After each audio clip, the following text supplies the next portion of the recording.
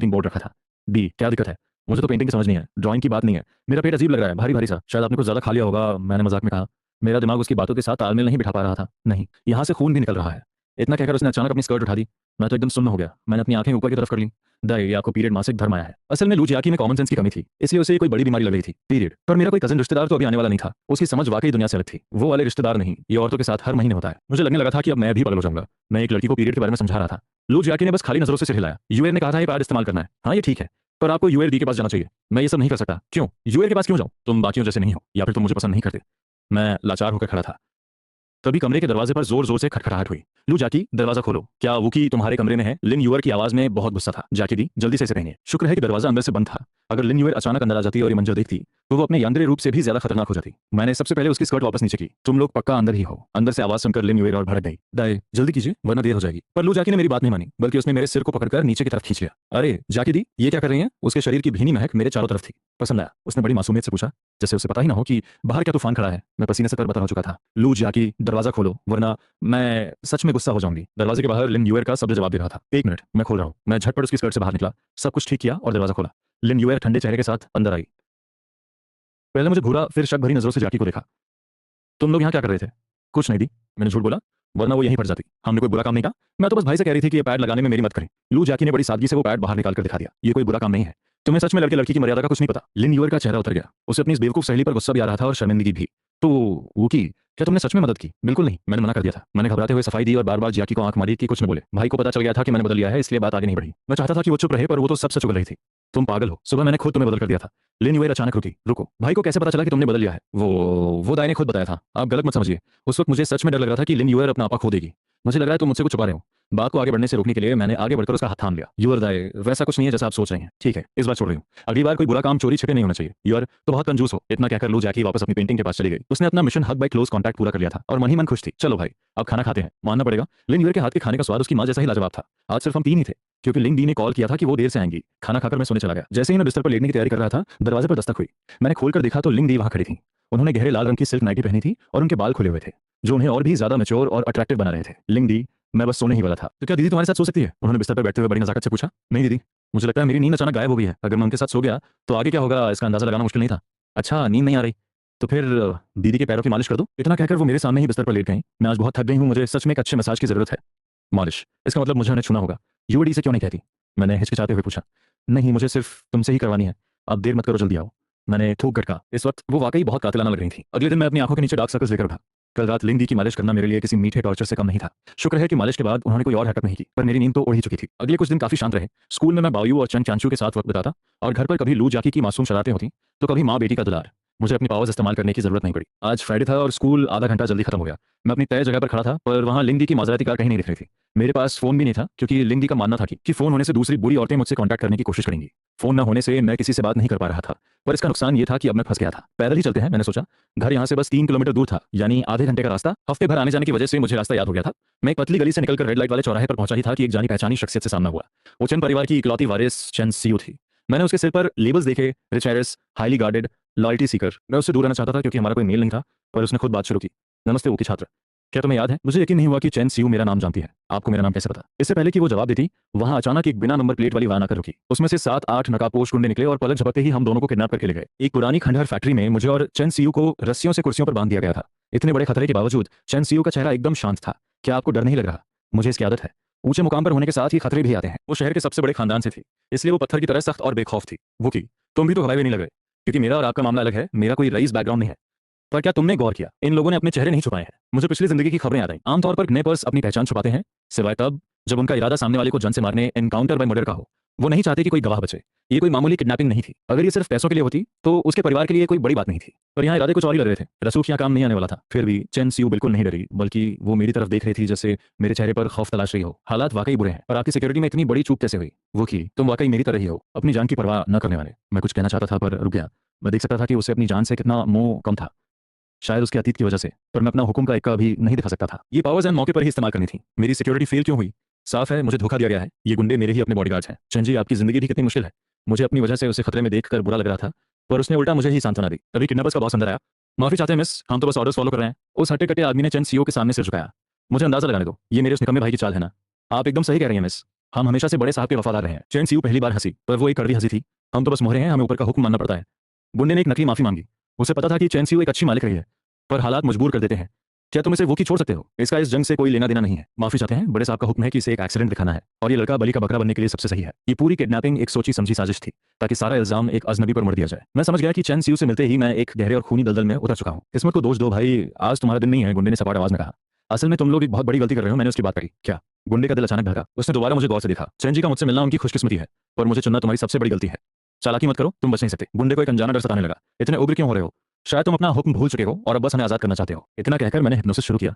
मैं अभी आपकी रस्सियां खोलता हूँ। जैसे ही मैंने हुक्म दिया, वो गुंडा मेरे पास आया और उसने हम दोनों के हाथ पांव खोल दिए। आजाद होते ही चैन सीयू की आंखों में हैरानी साफ दिख रही थी। उसे पता था कि ये लोग अपने हुक्म के कितने पक्के थे। बॉस, आप ये क्या कर रहे हैं? इन्हें जाने मत दीजिए, वरना सजा मिलेगी। पीछे खड़े चेले चिल्लाते हुए आगे आए और रास्ता रोक लिया। वो कि क्या अब हम जिगरी यार, लाइफ एंड डेथ फ्रेंड्स बन गए हैं? हमें बस मुसीबत के साथ ही कहना चाहिए। मैं इसकी बात को सही किया। चैन सीयू ने फैक्ट्री वाली बात पर कोई सवाल नहीं किया। उसे पता था कि मेरे पास कुछ राज है। क्या तुम्हें घर का रास्ता पता है? नहीं, मैं मान में आया था। बस इतना याद है कि जंगल और पत्थरों वाला रास्ता था। ये शहर का बाहरी इलाका है, पहले शहर की तरफ चलते हैं। इतना कहकर चैन सीयू ने मेरा हाथ थाम लिया। हम आधे घंटे तक जंगल और पक्की सड़कों पर पैदल चलते रहे। हैरानी की बात थी कि उसने एक बार भी थकने की शिकायत नहीं की। शायद सुरक्षित होने का एहसास उसे ताकत दे रहा था। अब घर कैसे जाओगे? एक टैक्सी ले लूंगा। शाम ढल रही थी। अगर मैं अभी टैक्सी लेकर निकला तो घर वाले सवाल नहीं करेंगे। क्या तुम मेरे साथ एक जगह चल सकते हो? चैन सीयू ने मेरा हाथ अभी भी कसकर पकड़ा हुआ था। बस आगे एक फूड स्ट्रीट है। मैं थोड़ा हिचकिचाया। अगर और देर हुई तो घर पर बवाल हो जाएगा। वो की, क्या तुमने सिंड्रेला सिंड्रेला की कहानी सुनी है? इतना कहकर उसने मेरा हाथ छोड़ा और सड़क की लाइट के नीचे एक चक्कर लगाया। उसकी स्लेटी रंग की ड्रेस सुनहरी चमकने लगी और उसके चेहरे पर एक मासूम मुस्कान आ गई। उसकी रईसी वाला अंदाज गायब हो चुका था। अब वो बस एक साधारण लड़की लग रही थी। वाकई राजकुमारी अब सिंड्रेला बन गई है, मैंने उसे देखकर कहा। अपनी फैमिली की वजह से उसे कभी आम जिंदगी जीने का मौका नहीं मिला था। आज मैं अपनी रूह की गहराई से बस एक आम इंसान बनकर रहना चाहती हूँ। वो रुकी और उसका चेहरा थोड़ा उदास हो गया। तो क्या तुम मेरी इस छोटी सी ख्वाहिश को पूरा करने में मेरा साथ दोगे? उसने अपनी हथेली मेरे सामने फैलाई। जरूर। एक लड़की की इतनी सच्ची गुजारिश को मैं ठुकरा नहीं सका। आज तुमसे मिलना मेरी जिंदगी की सबसे बड़ी खुशनसीबी है। वो धीरे से मेरे करीब आई और मेरा हाथ थामा। ऑफिस छूटने का वक्त था, इसलिए बाजार में काफी भीड़ थी। चंचू बच्चों की तरह खुश थी, जैसे वो बरसों की कसर आज ही पूरी कर लेना चाहती हो। जब हम गली के आखिर में पहुंचे तो वहां एक छोटा सा स्टॉल था जो छोटी मोटी एक्सेसरीज बेच रहा था। क्योंकि मुझे एक तोहफा दो ना। उसकी आंखों की गहराई देखकर मैं मना नहीं कर पाया। ठीक है, ये वाला। उन रंग बिरंगी चीजों के बीच मुझे एक पिंक बो तितली वाला क्लिप पसंद आया। पैसे चुकाकर हम वहां से आगे बढ़े। वो की, इसे तुम ही मेरे बालों में लगा दो। आगे सड़क का एग्जिट था। चंसी अचानक रुकी और अपने लंबे बालों को ऊपर की तरफ समेटा। वो एक बहुत ही शालीन ग्रेसफुल अंदाज में मेरे आखिरी स्पर्श का इंतजार कर रही थी। मैंने धीरे से वो क्लिप उसके बालों में लगा दी। कैसी लग रही हूँ? उसने अपना सिर थोड़ा सा हिलाया और उम्मीद भरी नजरों से पूछा। बहुत सुंदर। ये सफेद रंग मेरी दी हुई निशानी के साथ और भी खिल रहा है। इतना ही काफी है। पर अब सिंड्रेला को वापस राजकुमारी बनना होगा। उसकी नजरों में फिर से वही गंभीरता आ गई। एक पल में वो मासूम लड़की फिर से ताकतवर खानदान की वारिस बन गई। पास खड़ी ब्लैक रोज रॉयस की तरफ बढ़ते हुए उसने अलविदा कहा। राजकुमारी से सिंड्रेला और फिर राजकुमारी, वाकई जादुई है। मैंने अपना सिर हिलाया और मुस्कुराया। अरे नहीं, लिंगी घर पर इंतजार कर रही होंगी। चेहरे पर उनकी याद आते ही मैं घबरा गया और एक टैक्सी बुलाकर घर की तरफ भागा। शुक्र है कि अंधेरा होने से पहले पहुंच गया। उम्मीद है कि वो लोग गुस्सा नहीं होंगे। मैंने मन ही मन दुआ मांगी और घर के अंदर कदम रखा। पूरा हॉल रोशन था। सोफा पर तीनों लिंगदी, युवर्दी और जैकी एक साथ बैठी थी। वो आई। सबसे पहले लिंगदी ने टोका। उनका चेहरा जो हमेशा मुस्कुराता था अब बर्फ की तरह ठंडा था। लिंगदी इस वक्त किसी आइसबर्ग जैसी लग रही थी। सिर्फ लू जैकी ने अपना मुंह फुला रखा था, जो गुस्से से ज्यादा क्यूट लग रहा था। वो, आप लोग मेरा इंतजार मत कीजिए, मैंने बाहर खा लिया है। मैंने मेज पर रखे खाने को देखा। सब कुछ वैसा का वैसा रखा था और अब ठंडा पड़ चुका था। साफ था कि सब मेरा इंतजार कर रहे थे। दूसरी बातें बाद में, वो की पहले यहाँ आओ। लिंगदी की आवाज में वो गर्माहट नहीं थी, बल्कि एक भारीपन था। मुझे पता था कि अब माफी मांगना ही एकमात्र रास्ता है। लिंगदी, मुझसे गलती हो गई। बताओ क्या गलती की है? युवती ने अपने हाथ बांध रखे थे और वो अभी भी काफी सख्त दिख रही थी। मुझे बाहर नहीं रुकना चाहिए था और आप सबको इंतजार नहीं कराना चाहिए था। मैंने सिर झुका लिया। उनकी आंखों में देखने की हिम्मत नहीं थी। वैसे भी आज जो हुआ वो मैं सच सच नहीं बता सकता था, क्योंकि वो किसी भी पागलपन से कम नहीं था। तुम्हें अंदाजा भी है कि मैं कितनी परेशान थी। मेरी माफी सुनकर लिंगदाई का चेहरा थोड़ा नरम पड़ा। उनका गुस्सा, फिक्र और ममता बदल गया था। हमें इतना डराने के बाद क्या तुम्हें अपनी गलती का एहसास है? तभी यूएडाई ने बात काटी। हालांकि वो भी नाराज थी, पर उसकी आंखों में एक अजीब सी चमक थी। यूएडी, मुझे माफ कर दीजिए, अब से मैं हमेशा वक्त पे आऊंगा। और मेरा क्या? लू जियाकी ने भी मासूमियत से अपनी तरफ इशारा किया। जियाकी दी, आपको भी आगे से परेशान नहीं करूंगा। मेरा एटीट्यूड एकदम शरीफों वाला था। चलो, अगर तुम दिल से माफी मांग रहे हो तो ठीक है, पर हमें इतना परेशान करने की सजा तो मिलेगी ही। लिंगदी ने अचानक अपनी चाल बदली और उनके चेहरे पर एक शरारती मुस्कान आ गई। यूर, बताओ, जब तुम बचपन में देर से आती थी तो मैं क्या सजा देती थी? मम्मी, अब वो पुरानी बातें मत छेड़िए। यूएडी अचानक झेंप गई, जैसे उसका कोई काला इतिहास खुलने वाला हो। शायद पिटाई स्पैंकिंग होती थी। लिंगदी ने ऐसे नाटक किया जैसे उन्हें अभी याद आया हो। मम्मी, बस भी कीजिए। अपनी बेइज्जती होते देख यूएडी कहीं छुप जाना चाहती थी। लिंगदी, आप मजाक कर रहे हैं ना? मुझे ऐसी सजा नहीं चाहिए। बिल्कुल मजाक नहीं है। वो कि, इधर आओ। उन्होंने फिर से सख्त होने का नाटक किया। मम्मी, अपनी बचकानी हरकतें बंद कीजिए। यूएडी ने साफ मना कर दिया। ठीक है, अगर यूअर को मंजूर नहीं है तो सजा का तरीका बदल देते हैं। लिंगदी मुस्कुराई और अपनी बाहें फैला दी। अगले ही पल उन्होंने मुझे अपनी बाहों में ऐसा भींचा कि मेरा दम ही निकल गया। मेरा चेहरा उनकी छाती में दब चुका था। ये तुम्हारी सजा है। अब यहीं रहकर अपनी गलती का पछतावा करो। मम्मी, आप छोड़ भी दीजिए, भाई को घुटन हो रही है। यूएडी ने जब मुझे उनकी बाहों में जकड़े देखा तो उसकी आवाज में जलन जलसी साफ झलक रही थी। हाँ, चलो इस बार माफ किया। अपनी बेटी की जलन को नजरअंदाज करते हुए लिंगदी उठी और अपने कमरे की तरफ चली गई। भाई, मेरे पास आकर बैठो। मैं यूएडी के पास जाकर बैठ गया। ये देखकर यूएडी के होठों पर एक प्यारी सी मुस्कान आ गई, पर उसने तुरंत उसे छुपा लिया। अब सच बताओ, अमीना लौटाऊं? वो जानती थी कि मेरा चार्म ऐसा है कि कोई भी लड़का या लड़की मुझ पर फिदा हो सकता है। सच तो ये था कि बाबू का दिल मैं पहले ही जीत चुका था। आखिर में बहुत सारी पाबंदियों, अनफेयर ट्रीटीज पर साइन करने के बाद ही मुझे कमरे में जाने मिला। रात को आंख खुली तो देखा कि मैं अपनी क्लासमेट की मां की बाहों में हूं। उस मैच्योर लेडी की खूबसूरती को देखकर मेरी धड़कनें बढ़ गईं। वो जागी और मेरे गाल पर किस करने के बाद मेरे सामने ही कपड़े बदलने लगी। उसकी गोरी पीठ देखकर मैं शर्मा गया और सीधे बाथरूम भागा। ठंडे पानी से चेहरा धोकर खुद को संभाला। मंडे की सुबह जब मेरी पावर्स रिफ्रेश हुई तो मैं हैरान रह गया। हिप्नोसिस का कुछ हिस्सा अभी भी मेरे पास था और नई पावर मिली, टाइम कंट्रोल, समय पर नियंत्रण। क्या ये वाकई कोई शरीफ सिस्टम है? लेबल बदलना प्लस सम्मोहन प्लस टाइम स्टॉप, ये तो किसी एडल्ट मांगा के हीरो जैसी पावर्स है। अगर अगले हफ्ते एक्स-रे विजन मिल गया तो लिस्ट पूरी हो जाएगी। Time stop. जैसे ही मेरे मुंह से ये शब्द निकले मुझे महसूस हुआ कि पूरी दुनिया एक जगह थम गई है। खिड़की के बाहर चिड़िया हवा में ही थम गई थी। चारों तरफ सन्नाटे के सिवा कुछ नहीं था। बस मुझे अपने दिल की तेज धड़कनें सुनाई दे रही थी। क्यों ना दूसरी मंजिल पर चलकर देखूं। वैसे तो मैं कभी ऊपर जाने की हिम्मत नहीं करता, क्योंकि वहां किसी भी औरत से टकराने का मतलब है कि बिना कुछ कीमत चुकाए आजाद होना नामुमकिन है। सबसे पहले जिया की दी के कमरे में चलते हैं। दरवाजा खोलते ही देखा कि वो अपने बड़े से बिस्तर पर बेपरवाह सो रही थी। कंबल फर्श पर गिरा हुआ था। मैं पास गया, पहले उसके कपड़े ठीक किए ताकि उसका पेट ढक जाए, फिर कंबल उठा दिया। जाने से पहले मैंने अपनी उंगलियों से उसके गुलाबी गालों को हल्के से दबाया। वाकई उसे कोई होश नहीं था। इसके बाद मैं लिन यूअर के कमरे में गया। वो शायद अपने धुले हुए बाल संवारने वाली थी। उसके काले बालों की नोक से पानी की बूंदें टपकने ही वाली थी और टाइम स्टॉप की वजह से वो हवा में ही मोती की तरह लटकी हुई थी। मैं उसके पास गया। मैंने मेज से ड्रायर उठाया और मुस्कुराते हुए उसके बालों को सुखाने लगा। पता नहीं यूअर दी अपने लंबे बालों का ख्याल कैसे रखती है। ये कितने रेशमी और मुलायम थे।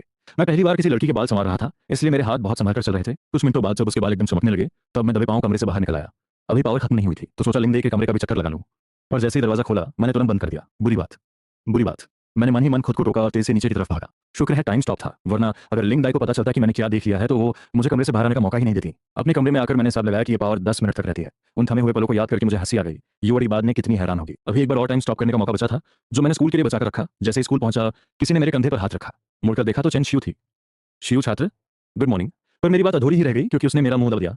ऊंची, क्या तुम हमारा वादा भूल गए? उसका शरीर मुझसे सट गया था। उसकी उंगलियां मेरी गर्दन पर रेंग रही थीं और जानबूझकर मेरे आयरन एप्पल के पास खेल रही थी। अपना मनचाहा नाम सीयू सुनकर ही उसने मुझे छोड़ा। पिछले हफ्ते वाले उस गुंडे का क्या हुआ? क्या आपने उसे ढंग से निपटा दिया? मैंने पिछली किडनैपिंग के बारे में पूछा। ऐसी छोटी चीजों के लिए तुम्हें परेशान होने की जरूरत नहीं है, उसने बड़ी बेबाकी से जवाब दिया। फिर मेरे कान के पास फुसफुसाते हुए बोली, अब अगर तुम चाहो भी तो उसे ढूंढ नहीं पाओगे। ये सुनकर मेरे शरीर में एक सिहरन दौड़ गई। मेरे बगल में खड़ी एक खूबसूरत हसीना मेरी सोच से कहीं ज्यादा खतरनाक थी। अरे एसयू, तुम फिर से गले क्यों लग रही हो? जैसे ही वो सीरियस माहौल खत्म हुआ उसने मेरा हाथ फिर से थाम लिया। दोस्तों के बीच इतनी नजदीकी तो नॉर्मल है ना? मैं कहना तो चाहता था कि बिल्कुल नॉर्मल नहीं है। इस तरह हाथ पकड़ना सिर्फ कपल्स के बीच होता है, पर वो अभी अभी शांत हुई थी इसलिए मैं उसे और भड़काना नहीं चाहता था। चलो मैं तुम्हें तुम्हारी क्लास तक छोड़ देता हूँ।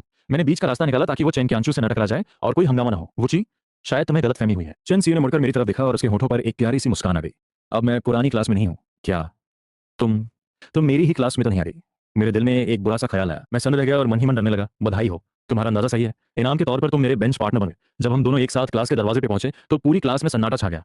वो स्कूल ब्यूटी जो कभी किसी को घास नहीं डालती थी, आज मेरा हाथ पकड़कर चिपकी हुई थी। ये नजारा सबके होश उड़ा देने वाला था। लगता है चंद छात्र पहले ही पहुंच गई, तभी क्लास टीचर दरवाजे पर दिखाई दिए। वो की, अपनी जगह पर बैठ जाओ। मैंने बिना किसी को भनक लगे सीयू का हाथ धीरे से हटाया। जैसे ही मैं बैठा चिंचांचू की गुस्से भरी आवाज सुनाई दी। वो की, तुम्हारा इसके साथ क्या चक्कर है? मैं सवालों से बचना चाहता था इसलिए बात घुमा दी। चलो टीचर की बात सुनते हैं। मेरा नाम चेन सीयू है, हैरान होने की जरूरत नहीं है। सीयू की रोबीली नजरें पूरी क्लास पर घूमी और सबने चुपचाप अपना सिर झुका लिया। तो जैसे उसकी नजर मेरे बगल वाली सीट पर पड़ी उसकी भौहें तन गई। वहां बैठी चेन की आंचू भी पीछे नहीं हटी और उसे घूरने लगी। ऊंची, तुमने तो कहा था तुम मुझसे अभी अभी मिले हो, मुझे यहाँ बैठना है, क्या तुम अपनी जगह छोड़ सकती हो? सीयू सीयू चेन चांचू के सामने खड़ी हो गई और उसकी सीट की तरफ इशारा किया। मैं अपनी सीट तुम्हें क्यों दूं? चांचू ने भी कड़े तेवर दिखाए। दोनों के बीच जबरदस्त कोल्ड वॉर शुरू हो चुका था। सीयू का चेहरा नहीं बदला। उसने शांति से कहा, सिर्फ इसलिए क्योंकि मैं और वुकी पक्के दोस्त हैं, जैसे कि और कोई नहीं है। वुकी मेरा सबसे जिगरी यार ब्रदर है। इतना कहकर चांचू ने मेरे कंधे पर हाथ रख दिया। तुम्हारी हरकतें कुछ ज्यादा ही बढ़ रही हैं। तुम थोड़ी डबल स्टैंडर्ड नहीं हो रही। अभी तुम इसका हाथ पकड़ कर आ रही थी और अब सिर्फ दोस्ती की बात कर रही हो। चांचू उसे नफरत से देख रही थी। लगता है तुम्हें मुझसे काफी शिकायतें हैं, पर मुझे तुम्हारा शुभ नाम नहीं पता। मेरा नाम चेन कैंचियो है। अगर बदला लेना चाहती हो तो ले लो, मैं डरती नहीं हूँ। कैंचियो ने सीधे अपना परिचय दे दिया। वो की, क्या इन दोनों के बीच लड़ाई हो जाएगी? बॉय ने सहन कर धीरे से पूछा। शायद नहीं, मैंने कड़वी मुस्कान के साथ सिर हिलाया। क्लास होने की वजह से सीयू ने झगड़ा नहीं बढ़ाया। उसने बस पहली रो के कुछ बच्चों को वहां से हटाया और अकेले मेरे ठीक आगे वाली सीट पर बैठ गई। ब्रेक होते ही बाकी बच्चे खौफ के मारे वहां से भाग निकले। क्लास में सिर्फ हम 4 ही बचे थे। दोपहर हो गई है सीयू, क्या तुम नहीं जाओगी?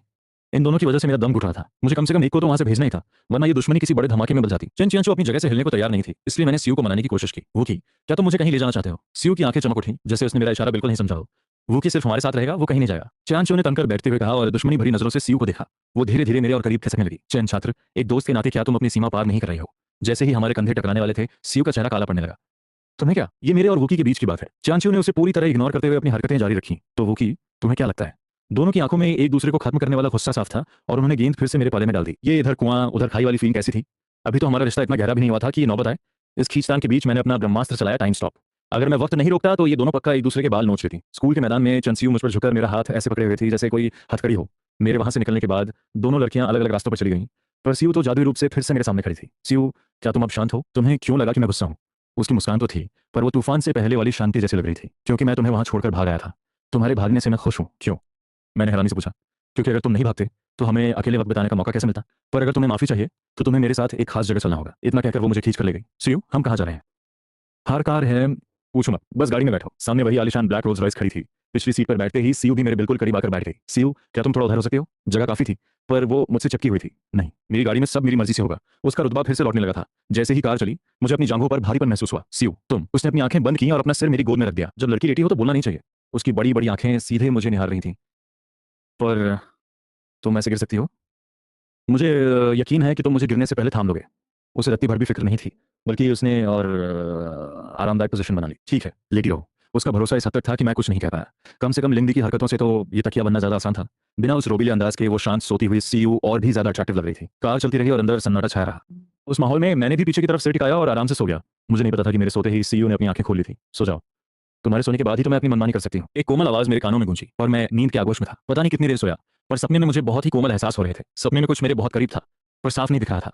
उस कोमल चीज की वजह से मेरी सांस फूलने लगी। जब सांस लेना मुश्किल हो गया तब मेरी आंख खुली। आंख खोलते ही मैंने खुद को एक अनजान जगह पाया। वो की हम पहुंच गए हैं। ये सीयू की आवाज थी। मैं पूरी तरह होश में आया। ये कौन सी जगह है? जाहिर है मेरा घर। उस आलीशान और रईस कमरे को देखकर मैं दंग रह गया। आधी नींद में ही मुझे घर उठा लाया गया था। सीयू ने मेरे कंधों को पकड़ा और मुझे प्रिंसेस कैरी गोद में उठाकर खड़ी हो गई। मैं उसकी गोद में था और वो अपने परिवार के प्रति अपनी नफरत और अकेलेपन की बातें सुना रही थी। वाकई आपने बहुत कुछ सहा है। मेरे दिल से ये बात निकली। बड़े घरानों की चमक धमक सिर्फ दिखावा होती है। जिस दिन मेरी माँ मुझे छोड़कर गई, वो मासूम लड़की उसी दिन मर गई थी। सीयू ने मेरे कान में बड़े धीमे स्वर में कहा। वो जितनी शांत थी, उसके अंदर का तूफान उतना ही गहरा लग रहा था। सीयू, अगर कभी मदद की जरूरत हो तो तुम बेझिझक मुझसे कह सकती हो। अकेले पूरे खानदान से लड़ना कोई आसान खेल नहीं था। अब जरूरत नहीं है। मेरे पिता और वो सब जो मेरे खिलाफ थे, मैंने उन सबको रास्ते से हटा दिया है। सीयू ने अपना सिर मेरी पीठ से टिका लिया। माहौल शांत था, पर मुझे लगा जैसे आसपास का तापमान गिर रहा हो। वुची, क्या तुम जानते हो कि फैमिली हेड मालकिन बनने के बाद मेरी सबसे पहली ख्वाहिश क्या है? नहीं, शायद इंतकाम। मेरी सबसे बड़ी ख्वाहिश है तुम्हें अपने घर की बहू बनाकर लाना, ब्याह कर लाना। सीयू की इस अचानक बात ने मेरे हाथ पांव ठंडे कर दिए। वुची, क्या तुम मना करोगे? उसका पूरा रुतबा जाग चुका था और कमरे में एक अजीब सा दबाव महसूस हो रहा था। ये मना करने की बात नहीं है, पर ब्याह कर लाना क्यों? मैंने बड़े संभल कर कहा, ताकि उसे और ठेस ना पहुंचे। बेशक, मैं तुम्हें इस घर में लेकर आऊंगी और ये पूरी जायदाद तुम्हारे दहेज के तौर पर होगी। उसने मुझे पीछे से कसकर पकड़ लिया। उसकी सांसें मेरे करीब थी। मुझे बड़े घरानों और जायदाद में कोई दिलचस्पी नहीं है। मैंने बेबसी से समझाया। क्या तुम मना इसलिए कर रहे हो क्योंकि तुम्हारे घर में वो औरतें हैं? तुम्हारा उस माँ बेटी से कोई गहरा रिश्ता तो नहीं लगता? सीयू की आवाज में नफरत देखकर मैं डर गया। सीयू, कोई गलत कदम मत उठाना। वो कि तुम डर रहे हो, मैं तुम्हारी धड़कनें महसूस कर सकती हूँ। वो बड़े शांत स्वर में बोल रही थी। वाकई मैं डर गया था, क्योंकि ये लिंगदी और यूअर दी की सलामती का सवाल था। तुम उस लिंगदी पर बहुत भरोसा करते हो ना?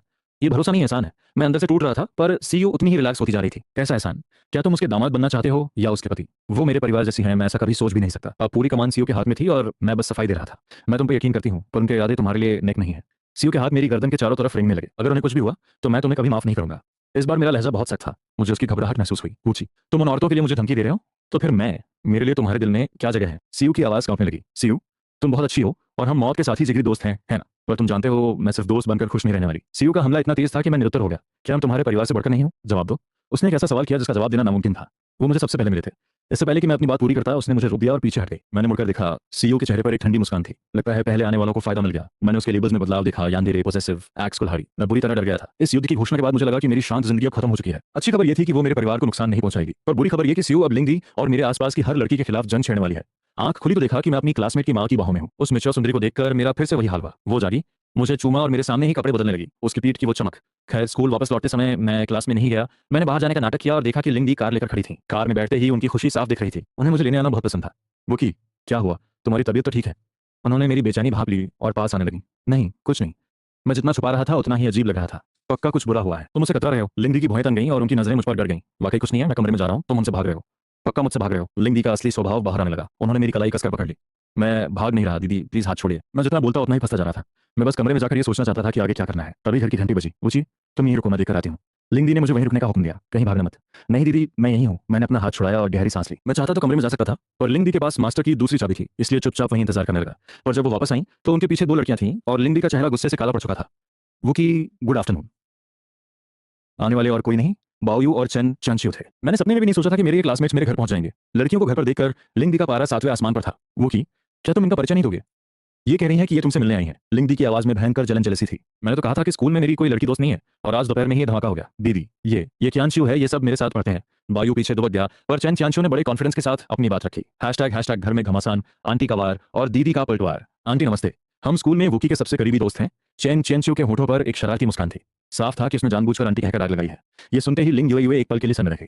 बेटा, मैं भी काफी यंग हूँ, क्या तुम्हें अपना संबोधन कॉलिंग बदलना नहीं चाहिए? लिंग युए का चेहरा गुस्से से तंपमाने लगा। चेन चेंचू समझ गई कि उसने सही नस पर हाथ रखा है, इसलिए उसने अपनी मासूमियत ओढ़ ली। आप वुकी की बड़ी बुजुर्ग हैं, तो क्या हमें आपको आंटी नहीं कहना चाहिए? पर चेन क्यांचो रुकी नहीं, वो और भी आत्मविश्वास से बोली, वुकी भी तो मुझे दीदी कहता है, क्या आपने सुना नहीं? लिंग युए के सिर पर यंदरे और एंग्री लेबल्स चमकने लगे। मैंने तुरंत दखल दिया, लिंगदी मेरे घर की मालकिन है, आप इन्हें दीदी कहिए। लिंग युए ने अपनी मुट्ठियां कसी पर खुद को शांत रखा। लिंगदी आप ठीक तो है ना? मैं फौरन उनके पास गया और उनका हाथ थाम लिया। दीदी ठीक है, पर तुम्हारी क्लासमेट का पता नहीं। लिंग युए वो ऊपर से शांत थी, पर ये तूफान से पहले की खामोशी थी। लिंगदी गुस्सा मत कीजिए, ये स्कूल की एक साधारण दोस्त है। मैंने पहले उन्हें मनाया और फिर उन दोनों बाओयू और क्यांचू को आंखें दिखाई। वुकी, मैं इसे दीदी कह सकती हूँ, पर क्या तुम्हें अपना संबोधन नहीं बदलना चाहिए? चेन क्यांचू ने कड़वाहट से कहा। वो अब आंटी वाले शब्द पर नहीं उलझ रही थी, पर वो चाहती थी कि मैं उसे भी खास इज्जत दूं। मुझे भी तो सुनाओ, तो मैंने प्यार से क्या कहकर बुलाते हो? लिंग युए का ध्यान भी अब इसी बात पर टिक गया। चांचू, तो मुझे ऐसे क्यों दीदी को कुछ नहीं। और ये किसी ने अपने हाथ से खरीदी चांचू ने अपनी सुनी मजाक कर रही। लिंग दी चाहती सुंदर है कि शायद लिंग युए की बात करता है। चेन दी ज़्यादा बात अभी भी जारी था। बस हम अपने स्कूल में सबसे पॉपुलर लोग हैं कि मुझे चांचू को कोई रास्ता देखना चाहिए। आगे मानी नहीं कर। लिंग युए जाने लगी और और काटा रही अंदाजा लगा। दूसरी तरफ लड़ाई रही जवानी में दीदी की कोई ना कर जाए। चेन चांचू के अपने स्कूल वाले चांचू का ख्याल आया। उस लड़के बाबू से दूर गए और उसके मन में तुम्हारे लिए दोस्ती नहीं है। दो शेरों की लड़ाई में हमेशा तीसरा फायदा उठाता है।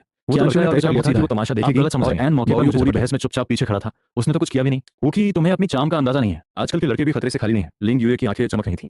वो जानती थी कि बाओयू जैसा शर्मीला लड़का जो बिना कुछ कहे बस साथ खड़ा रहता है, वो चेन क्यांचू से कहीं ज्यादा खतरनाक साइलेंट प्लेयर साबित हो सकता है। लिंग दी, आप भी ना। इससे पहले कि मैं कुछ कहता बाहर फिर घंटी बजी। मुझे लगा शायद क्यांचू वापस आ गई, वो नहीं है। लिंग दी ने खिड़की से बाहर झांका और उन्हें सुनहरे बाल दिखे। फिर कौन हो सकता है? मैंने बेबसी से सोचा, क्यांचू और सीयू के अलावा और कौन बचा था? घबराओ मत, ये जानी पहचानी लग रही है, मेरी जान में जान आई। देखा तो पड़ोसी मीडिया की बेटी लीना खड़ी थी। वो मुझे देखते ही उसने हाथ हिलाया। लीना, तुम यहाँ कैसे? फालतू बातें मत करो और दरवाजा खोलो। बाहर खड़ी मैं बेवकूफ लग रही हूँ। लीना का वही सुंदर अंदाज मदद मांगनी है, पर तेवर कम नहीं करने। मेरे घर में और लोग भी हैं। मैंने उसे इशारा किया कि संभल कर रहे।